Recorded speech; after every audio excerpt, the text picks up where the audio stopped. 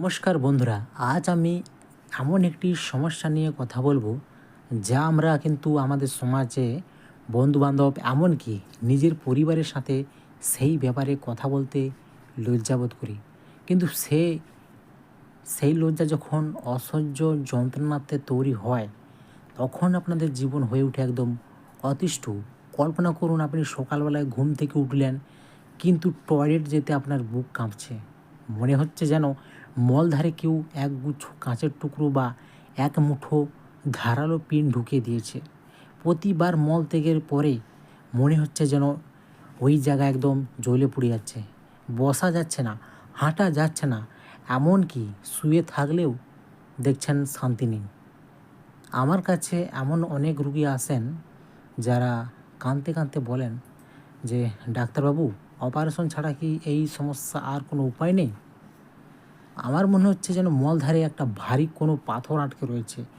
এই যে stabbing pain, সূঁচ ফুটানোর মতন যন্ত্রণা, এই যে সারাক্ষণ ভিজে ভাব, রক্ত পড়ার সমস্যা, আতঙ্ক, এটি পাইলাসে একদম চরম অবস্থা।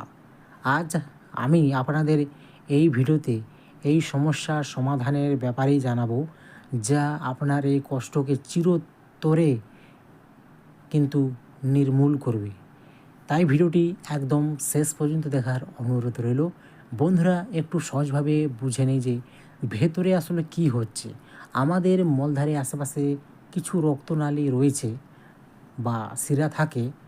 যখন দীর্ঘদিনের কোষ্ঠকাঠিন্য বা মলত্যাগের সময় অতিরিক্ত চাপ কারণে এই শিরাগুলো ফুলে ওঠে অনেকটা ভেরিকোস ভ্যানের মতো, তখনই তাকে আমরা পাইলস বা হিমেরয়েডস বলে থাকি।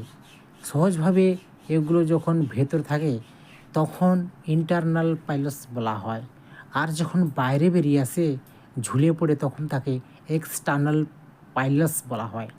এই শিরাগুলো বেশিরভাগ সময় ফুলে যাওয়ার পরে নীলচে বা কালচে আকার ধারণ করে এবং যখন একটু শক্ত মলের সঙ্গে ঘষা লাগে তখনই এগুলো ফেটে গিয়ে রক্তপাত হয়। অনেক সময় সেখানে রক্ত জমে গিয়ে প্রচণ্ড ব্যথা সৃষ্টি হয়। বেশিরভাগ ক্ষেত্রে আপনারা যারা অনেকক্ষণ দাঁড়িয়ে কাজ করেন অথবা অনেকক্ষণ বসে কাজ করেন তাদের ক্ষেত্রেই শিরায় উপরে চাপটা অনেকটা বেশি হয়। আজকের ভিডিওতে যে সমস্ত হোমিওপ্যাথিক ওষুধগুলো আপনাদের জানাবো সেগুলো বিভিন্ন জনের ক্ষেত্রে বিভিন্ন রকমের লক্ষণ থাকতে পারে। তাই প্রত্যেকটি ওষুধে আপনাদের ভালো করে জানা দরকার, কারণ অর্শমানের সবার জন্য একই ওষুধ নয়।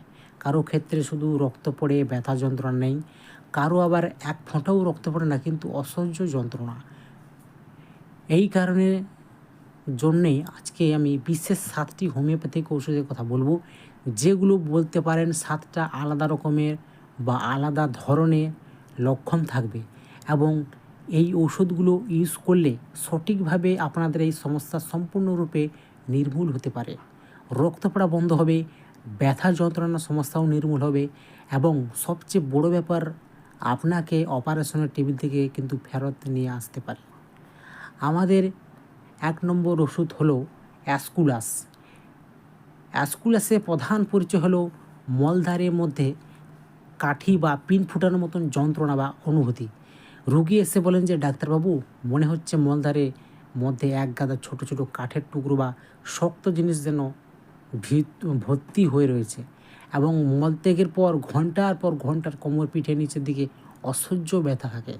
এটি অ্যাসকুলাসের প্রধান লক্ষণ। অ্যাসকুলাসের রোগীরা সাধারণত একটি অলস প্রকৃতিক হন, যাদের বিশেষ করে লিভারের সমস্যা রয়েছে, এর জন্য কোষ্ঠকাঠিন্যর সমস্যাতে বেশি ভোগেন। মল শক্ত হয় এবং বের হতে চায় না। এনাদের ক্ষেত্রে অর্শ বা পাইলসের সমস্যাতে রক্ত পড়া যে প্রবলেম সেটা কিন্তু অনেকটা কম, মানে অতটা বেশি রক্ত পড়ার সমস্যা নেই, কিন্তু তুলনাতে যন্ত্রণার পরিমাণটা অনেক বেশি বা তার সঙ্গে ভারী থাকে। হাঁটা চলা করলে বা বসলে কিন্তু এনাদের ওই সমস্যা দ্বিগুণ হয়ে যায়। অন্যান্য ওষুধের সাথে এর কিছু পার্থক্য রয়েছে, যেমন একটি ওষুধ রয়েছে অ্যালোস্কটিন নাম। এনাদের ক্ষেত্রে ঠান্ডা জল দিয়ে ওই জায়গাতে রুগীর আরাম হয়। সেখানে অ্যাসকুলাস নড়াচড়া করলে বা বসলে আরও বেশি কষ্ট পায় এবং অ্যাসকুলাসের ব্যথা কোমর থেকে পেছনের দিকে সরিয়ে যায়, যেটা অন্য ওষুধের ক্ষেত্রে সচরাচর এই সিমটমটা থাকে না। তীব্র যন্ত্রণা ক্ষেত্রে অ্যাসকুলাস 30 শক্তি আপনি ইউজ করতে পারেন। দিনে 2বার থেকে 3বার 1 চামচ জলে 1 ফোঁটা করে মিশিয়ে 4 থেকে 5 দিন খেতে পারেন। এবং দীর্ঘমেয়াদী সমস্যা ক্ষেত্রে অ্যাসকুলাস 200 পটেন্সির ইউজ করতে পারেন। সপ্তাহে 3 দিন সকালবেলা খালি পেটে 1 চামচ জলে 1 ফোঁটা করে মিশিয়ে এবং এইভাবে 2 থেকে 3 সপ্তাহ আপনার প্রাথমিকভাবে কন্টিনিউ করতে পারেন। দ্বিতীয় ওষুধ হলো হ্যামালিস, যাকে আমরা বলতে পারি যে পাইলসের সমস্যার জন্য যে রক্তপাত হয় তার রাজা। হ্যামালিসের প্রধান লক্ষণ হলো অঝরে রক্তপাত। যদি আপনার অর্শ থেকে ফিগনি দিয়ে রক্ত আসে বা আসছে প্রচুর পরিমাণে কালচে রঙের রক্ত যাচ্ছে, তাতে কোনো ব্যথা নেই বা সামান্য ব্যথা রয়েছে, তাহলে সেক্ষেত্রে হ্যামালিস আপনার জন্য একদম one of the best medicine. এই রোগীরা সাধারণত খুবই অবসন্ন বোধ করেন, কারণ শরীর থেকে মাঝে মধ্যেই এই মলদের সঙ্গে রক্ত বেরিয়ে যাচ্ছে। মলদারির মধ্যে সব সময় একটা ভিজে বা রসালো ভাব থাকে। মেজাজ খুব একটা খিটখিটে নয়, তবে যন্ত্রণা থেকে এই যে রক্ত পড়ছে এর ভয়ে বেশি অস্থির থাকেন এবং কোনোভাবে এই রক্তপাত তাদের বন্ধ হতে চায় না। আগের ওষুধ অ্যাসকুলাস যেটা বলেছিলাম তার ক্ষেত্রে ব্যথা ছিল বেশি, রক্তের পরিমাণ কম। আর হ্যামামেলিসের ক্ষেত্রে রক্ত বেশি কিন্তু ব্যথা কম। এক্ষেত্রে হ্যামামেলিস মাদার টিনজার কিন্তু দুর্দান্ত কাজ করে। 10 থেকে 15 ফোঁটা হাফ কাপ জলের সঙ্গে মিশিয়ে দিনে 2বার থেকে 3বার আপনারা খেতে পারেন। এইভাবে আপনারা 15 থেকে 20 দিন কন্টিনিউ করতে পারেন এবং দীর্ঘমেয়াদী ক্ষেত্রে যেটা 1 থেকে 1.5 মাস পর্যন্ত কন্টিনিউ করা যেতে পারে। আমাদের তৃতীয় ওষুধটি হলো অ্যালোস্কোটিনা। আপনার মলদ্বার ফুলে গিয়ে একদম আঙ্গুরের থোকার মতন হয়ে গেছে এবং নিচের দিকে অর্শরের বলি একদম বাইরে মনে হচ্ছে যেন বেরিয়ে এসেছে এবং রুগীর সব থেকে বড় লক্ষণ বলেন যে ঠান্ডা জল দিলে ধোয়ার পর সেই জায়গাতে কিন্তু অনেক আরাম হচ্ছে। মূলত এগুলো যে রুগী বা পেশেন্টরা হন তারা মলত্যাগের বেগে উপর নিয়ন্ত্রণ রাখতে পারেন না। অনেক সময় বায়ু ত্যাগ করতে গেলেও মল বেরিয়ে যায়। এনারা একটু গরম কাতর টাইপের হন। মলদ্বারের মধ্যে অনেক সময় চুলকানি জ্বালাবোধ থাকে এবং অর্শেও সমস্যা বাইরের দিকে বেশিরভাগ সময় হয়। কোনো কিছু ছোঁয়া লাগলে প্রচণ্ড পরিমাণে সেই জায়গাটা ব্যথা হয়। ঠান্ডা জলের বসা, সেক দেওয়া এগুলোতে আরাম বোধ। হ্যামামেলিসের সঙ্গে যদি এর পার্থক্য দেখি তাহলে হ্যামামেলিসের রক্তের পরিমাণ অনেক বেশি। অ্যালোতে অর্শ যে ফুলে থাকার ভাব সেটা সব থেকে বেশি এবং তার থেকে চুলকানি থাকে। এক্ষেত্রে অ্যালো দুঃশক্তি সপ্তাহে 2 থেকে 3 দিন আপনারা সকালবেলা খালি পেটে 1 চামচ জলে 1 ফোঁটা করে মিশিয়ে খেতে পারেন এবং এইভাবে 2 থেকে 3 সপ্তাহ কন্টিনিউ করতে পারেন। আমাদের চতুর্থ ওষুধ হলো রেটেনিয়া। মলত্যাগের পর কয়েক ঘন্টা ধরে আপনার মলধারে আগুনের মতো জ্বালা যন্ত্রণা হবে, কেউ যেন জ্বলন্ত কয়লার মলদারি চেপে ধরে রেখেছে। এতটাই পরিমাণে জ্বালা করে এবং মলত্যাগের সময় মনে হয় মলদারি ফাঁকটা যেটা রয়েছে সেটা যেন অনেক শুরু হয়ে গেছে। রেটেনিয়ার এই রুগীর এই যে যন্ত্রণা এতটাই তীব্র যে তিনি একদম ভয়ের মধ্যে চলে যান, খাবার পর্যন্ত খেতে চায় না, কারণ তিনি জানেন যে মনে হয় খাবার খেলে আবার টয়লেটে যেতে হবে এবং আমার নরক যন্ত্রণা শুরু হবে। এনারা এই জন্য খুব কিন্তু হতাশ হয়ে পড়েন।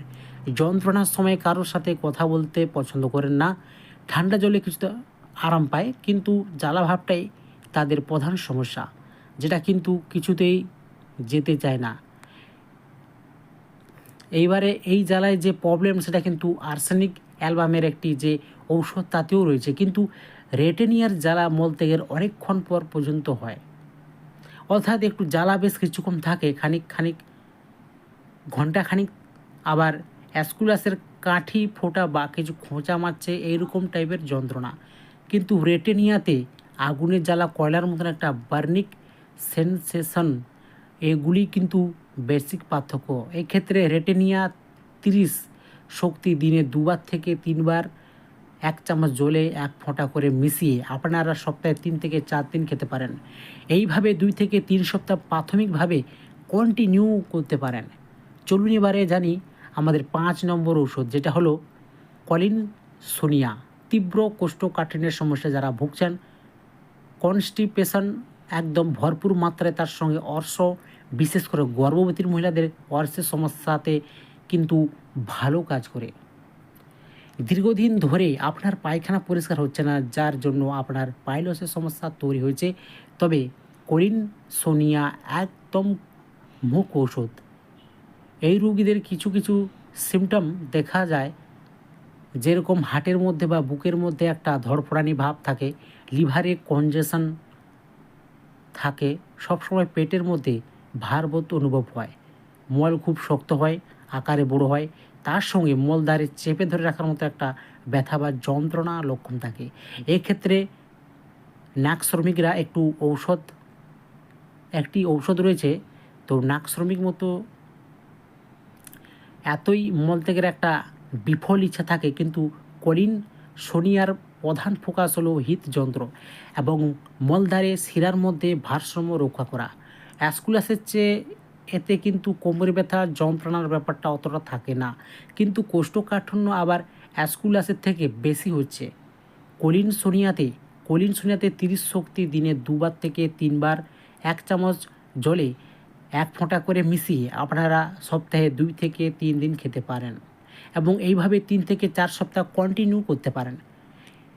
এবারে জানাবো আমাদের 6 নম্বর ঔষধ সম্পর্কে, যেটা হলো নাইট্রিক অ্যাসিড বা অ্যাসিড নাইট্রিক। এক্ষেত্রে প্রধান লক্ষণ হলো মলদ্বারে যদি ফাটল দেখা যায়, যাকে আমরা অনাল ফিসার বলি, মনে হয় যেন মলদ্বার ছিঁড়ে যাচ্ছে, রক্ত এক্ষেত্রে খুব উজ্জ্বল লাল রঙের হয় এবং কাঁচের টুকরো দিয়ে যেন কেউ মলদ্বারে কেটে দিয়েছে, এইরকম টাইপের যন্ত্রণা অনুভব হয়। এনাদের মাইন্ড বা মেজাজ একটু অন্যরকম হয়, সহজে এনারা কিন্তু কাউকে ক্ষমা করতে পারে না।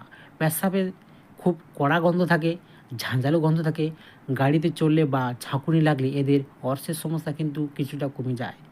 এটি একটি কিন্তু অদ্ভুত লক্ষণ এবং এদের সমস্ত স্রাব টাইপের যে প্রবলেমগুলো সেগুলো একটু কটু গন্ধযুক্ত হয়। রেটেনিয়াতে জ্বালাভাব থাকে, নাইট্রিক অ্যাসিডের ক্ষতভাব তার সঙ্গে ছিঁড়ে যাওয়ার অনুভূতিটা বেশি থাকে। অ্যাসকুলাসের যে যন্ত্রণা সেটা একটু ভোঁতা বা ব্র্যান্ড টাইপের, কিন্তু নাইট্রিক অ্যাসিডের যন্ত্রণা অনেকটা শার্প, তীব্র যন্ত্রণা। তাহলে সেক্ষেত্রে নাইট্রিক অ্যাসিড 200 সপ্তাহে 2 দিন সকালবেলা খালি পেটে 1 চামচ জলে 1 ফোঁটা করে মিশিয়ে আপনারা খেতে পারেন। এইভাবে 2 থেকে 3 সপ্তাহ কন্টিনিউ করতে পারেন। আমাদের 7ম এবং শেষ ঔষধ হলো মিউরেটিক অ্যাসিড, বা এটাকে অ্যাসিড মিউরেটিকামও বলা হয়। অর্শে বলি এতটাই স্পর্শকাতর যে রুগী পায়খানা করার পর জল দিয়ে ধুতে পর্যন্ত পারেন না, এমনকি টিস্যু পেপার ছোঁয়ালেও তীব্র যন্ত্রণা কোঁকিয়ে ওঠেন বা চিৎকার করে ওঠেন। বিশেষ করে শিশুদের ক্ষেত্রে তীব্র এই সমস্যার জন্য মলত্যাগের সময় প্রচণ্ড কান্নাকাটি করে রুগীরা বেশ ভালো মাত্রায় দুর্বল হন, শরীর সোজা করে বুঝতে পারেন না, অর্শের বলিগুলো নীলচে বা বেগুনি রঙের হয়ে যায়, পেশাব করার সময় অনিচ্ছাকৃতভাবে মলত্যাগ করে ফেলেন। বয়স্ক ব্যক্তি বা যারা খুব অসুস্থ রয়েছেন তাদের জন্য কিন্তু এটি একটি দুর্দান্ত ঔষধ। অ্যালোসকোটিনা যে ঔষধটা রয়েছে তার থেকে কিন্তু মিউরেটিক অ্যাসিডে যে অর্শ, তার সেন্টিভিটি বা সংবেদনশীলতা অনেক বেশি।